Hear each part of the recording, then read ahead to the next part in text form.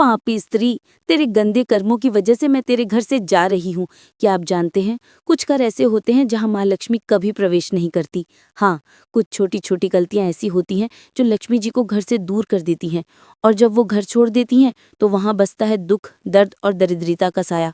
आज हम जानेंगे वो कौन से काम हैं जो माँ लक्ष्मी को नाराज कर देते हैं, और कैसे एक स्त्री के कर्म तय करते हैं कि घर में सुख रहेगा या गरीबी।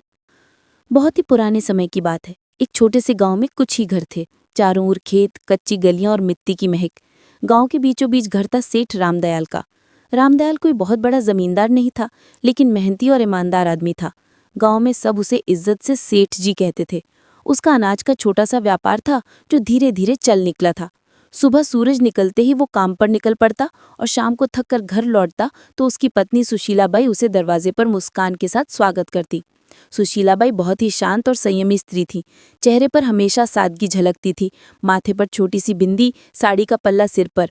वो मानती थी कि घर की असली शोभा उसके सोने चांदी से नहीं, बल्कि सफाई और सच्चे मन से होती है। हर सुबह सूरज से पहले उठकर वो आंगन बुहारती, तुलसी पर जल चढ़ाती और फिर चूल्हे में फैला दिया जलाती। उसकी यही दिनचर्या थी। सादगी में भक्ति, भक्ति में अनुशासन। गांव की औरतें अक्सर कहती, सेठानी के घर में तो माँ लक्ष्मी खुद रहती हैं। रामदयाल और सुशीलाबाई का एक ही बेटा था, अर्जुन। अभी बस 20 साल का नौजवान, लेकिन संस्कारों में पला बढ़ा। अर्जुन दिन भर पिता के काम में हाथ बटाता और रात को माँ के पास बैठकर उनकी बातें सुनता। वो माँ से कहता, अम्मा, जब आप तुलसी के पास दिया जलाती है ना, लगता है घर में सचमुच देवी उतर आई हैं। सुशीलाबाई मुस्कुरा देती और कहती, बेटा, देवी तो हर उस घर में रहती हैं जहाँ सफाई और श्रद्धा होती है। बस उन्हें मानने वाला दिल चाहिए। समय बीतता गया। घर में सब ठीक चल रहा था, लेकिन किस्मत के खेल अजीब होते हैं। एक दिन सुशीलाबाई को हल्का सा बुखार आया। उन्होंने सोचा 2 दिन में उतर जाएगा, लेकिन वो बुखार दिन ब दिन बढ़ता गया। पहले थकान, फिर कमजोरी, और धीरे धीरे हालत ऐसी कि वो रसोई तक नहीं जा पाई। रामदयाल ने गांव के वैद्य को बुलाया। वैद्य जी ने नाड़ी देखी, कुछ जड़ी बूटियां दी, लेकिन असर नहीं हुआ। दिन पर दिन सुशीलाबाई की तबीयत बिगड़ती चली गई। घर का माहौल जो पहले हंसी और पूजा की ध्वनि से भरा रहता था, अब सन्नाटे से घिरने लगा। रामदयाल अक्सर रात को आंगन में बैठकर सोचता, क्यों अचानक ये सब हो गया? कहीं मेरी कमाई में कोई गलती तो नहीं, या हमने किसी का मन दुखाया हो? वो ऊपर आसमान की तरफ देखता और मन ही मन माँ लक्ष्मी से कहता, माँ, जो भी भूल हुई हो क्षमा करना। लेकिन जवाब में बस हवा की धीमी सरसराहट सुनाई देती। अर्जुन हर पल माँ के पास रहता, उनके लिए काढ़ा बनाता, सिर दबाता, और धीरे धीरे ये समझने लगा कि घर की नींव माँ ही होती है।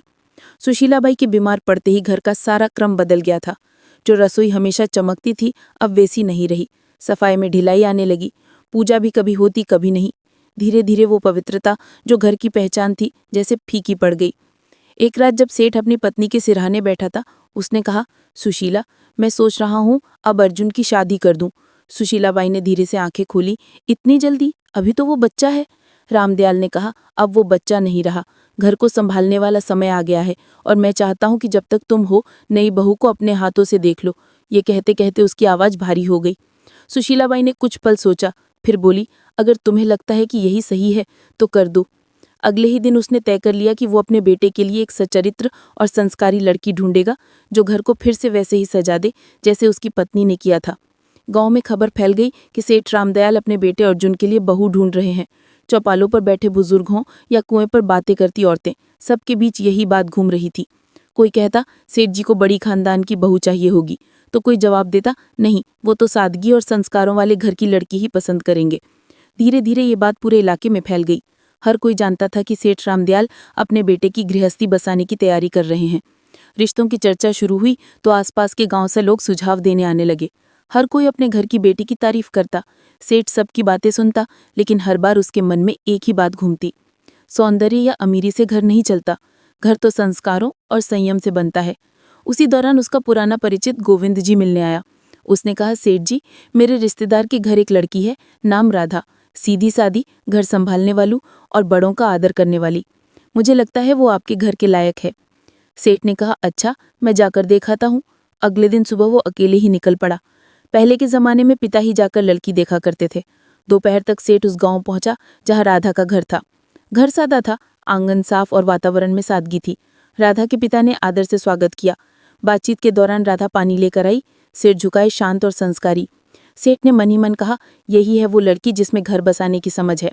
उसी दिन सेठ ने वहीं पर रिश्ता पक्का कर दिया और कहा, अब बस शुभ दिन निकालिए, मैं अपनी बहू जल्द ही घर लाऊंगा। घर लौटकर उसने सुशीलाबाई से कहा, मैंने लड़की देख ली, नाम राधा है, स्वभाव बहुत अच्छा है, सूरत में सादगी है, आंखों में आदर झलकता है।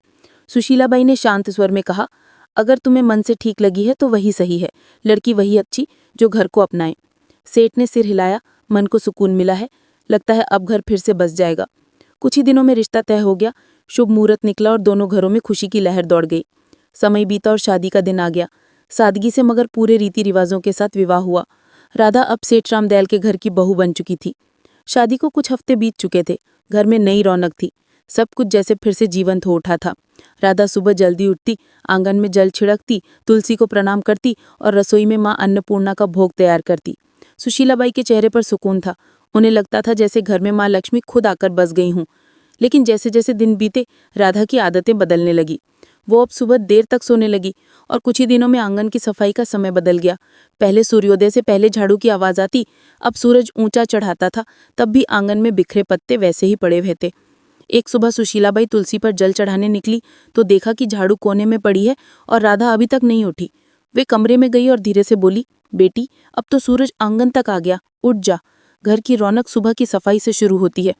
राधा ने नींद आंखें खोली और बोली, माँ जी, आज बहुत नींद आ रही थी, बस थोड़ा और सोने दीजिए। सुशीलाबाई ने कहा, बेटी, देर तक सोने से मन में सुस्ती आती है और जब मन सुस्त हो जाए तो लक्ष्मी जी भी घर का रास्ता भूल जाती हैं। सुबह की हवा और सूरज की किरणें घर की बरकत होती हैं, इन्हें यूं मत खो। राधा ने हल्की मुस्कान दी, माँ जी, मैं कल से ध्यान रखूंगी। लेकिन अगले दिन वही हुआ। सूरज निकला, आंगन में सन्नाटा रहा और तुलसी की मिट्टी सूखी पड़ी थी। कुछ दिन बाद एक और बात हुई। राधा झाड़ू लगा रही थी, तभी झाड़ू गलती से उसके पैर से लग गई। सुशीलाबाई ने देखते ही आवाज लगाई, राधा, बेटी, झाड़ू को पैर मत लगाना, ये माँ लक्ष्मी का प्रतीक होती है। राधा ने हंसते हुए कहा, अरे माँ जी, ये तो बस झाड़ू है, गलती से लग गया, अब इसमें क्या अपशगुन। सुशीलाबाई ने झाड़ू उठाकर दीवार के पास रखते हुए बोला, बेटी, यही तो गलती है, जब इंसान छोटी बातों को हल्के में लेता है तो बड़ी बरकतें उससे रूठ जाती हैं। झाड़ू सिर्फ सफाई का औजार नहीं, ये माँ लक्ष्मी का आशीर्वाद है जो गंदगी दूर करती हैं। राधा ने हल्के स्वर में कहा, माँ जी, आप भी ना हर चीज को पूजा बना देती हैं। सुशीलाबाई मुस्कुराई, मगर आंखों में चिंता उतर आई। धीरे धीरे राधा का ध्यान घर की सफाई और रसोई से हटने लगा। एक रात वो खाना बनाकर थक गई और झूठे बर्तन चूल्हे के पास ही छोड़कर सोने चली गई। आधी रात को जब सुशीलाबाई पानी पीने उठी तो देखा कि रसोई में झूठे बर्तनों का ढेर लगा है। सुबह उन्होंने राधा से कहा, बेटी, रसोई माँ अन्नपूर्णा का घर है, वहाँ गंदगी छोड़वा ठीक नहीं, रात की गंदगी से नकारात्मकता पनपती है। राधा ने कहा, माँ जी, आप तो बस चिंता करती रहती हैं, मैं साफ कर दूंगी ना अभी। सुशीलाबाई ने गहरी सांस लेकर कहा, बेटी, जो कम शाम का हो उसे सुबह तक टालना बरकत को टालना है। साफ रसोई से ही सुख का आरंभ होता है। राधा ने कुछ नहीं कहा, पर उसके चेहरे पर थकान और अनिच्छा साफ झलक रही थी। शाम का समय था, सूरज ढल चुका था और घर में दिया जलाने का वक्त था। तभी राधा ने झाड़ू उठाई और आंगन बुहारने लगी। सुशीलाबाई ने तुरंत आवाज लगाई, राधा, शाम को झाड़ू नहीं लगाते बेटा, इस वक्त माँ लक्ष्मी घर में प्रवेश करती हैं। राधा ने बिना रुके कहा, माँ जी, जब दिन में वक्त नहीं मिलता तो शाम को ही सफाई करनी पड़ती है, इससे क्या फर्क पड़ता है। सुशीलाबाई दरवाजे पर खड़ी होकर बोली, फर्क पड़ता है बेटी, शाम को झाड़ू लगाने से लक्ष्मी जी का आशीर्वाद बाहर निकल जाता है। बरकत सिर्फ कमाई से नहीं, आदतों से आती है। राधा ने झाड़ू एक और रख दी और बोली, माँ जी, मैं आपकी इज्जत करती हूँ, पर अब जमाना बदल गया है, लोग ये सब बातें नहीं मानते। सुशीलाबाई ने शांत स्वर ने कहा, बेटी, जमाना बदल सकता है, लेकिन घर की नींव नहीं। जो परंपरा से जुड़ा रहे वही स्थिर रहता है। कुछ दिन बाद एक और घटना हुई। राधा ने खाना खत्म होने के बाद झूठे बर्तन चूल्हे के ऊपर रख दिए। जब सुशीलाबाई ने देखा तो बोली, बेटी, चूल्हा माँ अन्नपूर्णा का आसन है, वहाँ झूठे बर्तन नहीं रखे जाते। राधा ने बिना ऊपर देखे कहा, माँ जी, मैं बस जगह की कमी से रख दिए थे, बाद में धो दूंगी। सुशीलाबाई ने कहा, रसोई में पवित्रता सबसे जरूरी है, अगर चूल्हे पर गंदगी होगी तो लक्ष्मी जी की कृपा भी घट जाएगी। राधा ने मुस्कुराते हुए कहा, माँ जी, हर चीज में देवी ढूंढना बंद कीजिए, खाना तो मैंने बना ही दिया ना, अब थोड़ी देर में सब साफ हो जाएगा। सुशीलाबाई ने कोई जवाब नहीं दिया। उनके चेहरे पर निराशा थी, मगर अब भी उम्मीद थी कि शायद एक दिन राधा इन बातों का अर्थ समझ ले। धीरे धीरे घर का माहौल बदलने लगा। पहले जहाँ सुबह पूजा की घंटी बजती थी, अब वहाँ सन्नाटा रहता था। तुलसी के पास मिट्टी सूख गई थी, दीपक बुझा रहता था। सुशीलाबाई अब भी तुलसी के सामने खड़ी होकर कहती, हे माँ, इस घर पर अपनी कृपा बनाए रखना, मेरी बहू को सही समझ देना। लेकिन जैसे घर की रोशनी धीरे धीरे कम होती जा रही थी। सेठ रामदयाल अब चिंतित रहने लगा था। उसे लगता घर में कोई अदृश्य भारीपन फैल गया है। एक दिन उसने सुशीलाबाई से कहा, लगता है माँ लक्ष्मी रूठ गई हैं। सुशीलाबाई ने चुपचाप सिर झुका लिया। उन्हें पता था ये सब राधा की लापरवाह आदतों का नतीजा है, पर वो अभी उसे डांटना नहीं चाहती थी। उनका विश्वास था कि प्यार से समझाने पर राधा बदल जाएगी। समय बीतता गया और घर की रौनक धीरे धीरे जैसे मिट्टी में मिलने लगी। पहले जहाँ सुबह पूजा की घंटी बजती थी, अब वहाँ सन्नाटा रहता था। तुलसी के पास मिट्टी सूख गई थी, दीपक बुझा रहता था। सुशीलाबाई अब भी तुलसी के पास बैठकर मन ही मन कहती, हे माँ, अब कुछ तू ही कर। एक रात तेज हवा चली और आंगन में रखा दीपक बुझ गया। उसी पल गोदाम से खबर आई, सेठ जी, आग लग गई। सेठ दौड़ा पर बहुत देर हो चुकी थी। गोदाम का आधा अनाज जल चुका था। गांव वाले कहते ऐसा तो पहले कभी नहीं हुआ था। रामदयाल वहीं बैठ गया, माथे पर हाथ रखकर बोला, लगता है माँ लक्ष्मी ने सच में मुंह मोड़ लिया है। घर लौटते समय उसकी आंखों में आंसू थे। उस रात घर में कोई नहीं बोला। सेठ के दिल में पहली बार यह एहसास बैठ गया था, अब अगर कुछ नहीं बदला तो इस घर की खुशियां कभी वापस नहीं आएंगी। सेठ की मेहनत, नाम और इज्जत सब एक साथ डूब गए। घर का माहौल भी अब बदल चुका था। पहले जहां हर सुबह पूजा की घंटी और तुलसी की खुशबू होती थी, अब वहां सन्नाटा था। सेठ रामदयाल दिन रात चिंताओं में डूबा रहता। रात को अक्सर बरामदे में बैठकर बुदबुदाता, माँ लक्ष्मी कहाँ चली गई तू? एक शाम सेठ घर लौटा, चेहरा गुस्से से लाल था। वो आंगन में बैठ गया और एकदम से बोला, बस अब और नहीं सह सकता मैं ये सब। सुशीलाबाई चौंकी। क्या हुआ जी? सेठ ने जोर से कहा, क्या बताऊं, सब खत्म हो गया। मेहनत, इज्जत, कारोबार सब झलकर राख हो गया। और मैं जानता हूं ये सब किसकी वजह से हुआ है। उसकी नज़र राधा पर टिक गई, जो पास ही खड़ी थी। राधा सकपका गई। धीमे स्वर में बोली, पिताजी, मुझसे क्या गलती हुई है? मैं तो हर दिन अपने काम करती हूं। सेठ का स्वर भारी और कांपता हुआ था। काम? तूने घर का रूप बदल दिया बहू। न सफाई, न श्रद्धा, न सुबह का दीपक। जब औरत घर की मर्यादा भूल जाए तो लक्ष्मी जी भी उसका साथ छोड़ देती है। जिस दिन तू इस घर में आई, उसी दिन से बरकत घटने लगी। राधा की आंखें भर आई। वो रोते हुए बोली, मैंने किसी का बुरा नहीं चाहा पिताजी, मैंने बस अपने ढंग से जीने की कोशिश की। अगर पूजा में देर हो जाए या सफाई में कमी रह जाए तो क्या सारी विनाश की जड़ मैं ही हूं? सेठ गुस्से से उठा और बोला, हाँ, क्योंकि घर की नींव औरत के कर्मों से टिकती है। अगर वो ही ढीली हो जाए तो पूरा घर ढह जाता है। तेरे आने के बाद से न शांति बची न बरकत। अब मैं तुझे कुछ और नहीं कह सकता, बस इतना कि इस घर से जा, राधा जा, और अपने कर्मों पर खुद विचार कर। राधा स्तब्ध रह गई। उसने कांपती आवाज में कहा, माँ जी, आप तो कुछ कहिए, क्या सच में मेरी ही वजह से ये सब हुआ? सुशीलाबाई की आंखों में आंसू थे, लेकिन शब्द नहीं निकले। राधा के गालों पर आंसू लुढ़क पड़े। सेठ ने कड़क स्वर में कहा, अब इस दहलीज को पार मत करना जब तक मन और घर दोनों पवित्र न हो जाएं। राधा ने बिना कुछ बोले सिर झुकाया। उसने धीरे से दहलीज पार की, वही दहलीज जहां से कुछ महीने पहले उसने पहली बार कदम रखा था। और राधा बिना कुछ कहे, बिना किसी सामान के, आंसुओं से भीगी साड़ी में उस घर से निकल गई।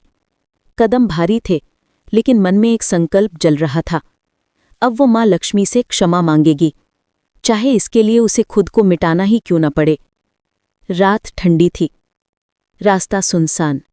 गांव से बाहर निकलते ही घना जंगल शुरू हो गया। पेड़ों की छांव में चांद की किरणें भी मुश्किल से पहुंचती थीं। वो एक पुराने बरगद के नीचे बैठ गए।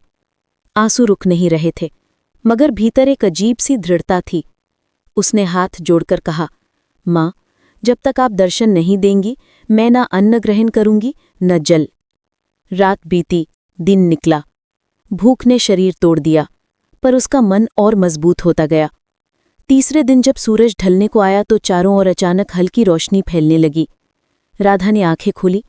सामने सुनहरी आभा थी, और उस आभा से निकला एक दिव्य स्वर, राधा। वो कांपते हुए उठी।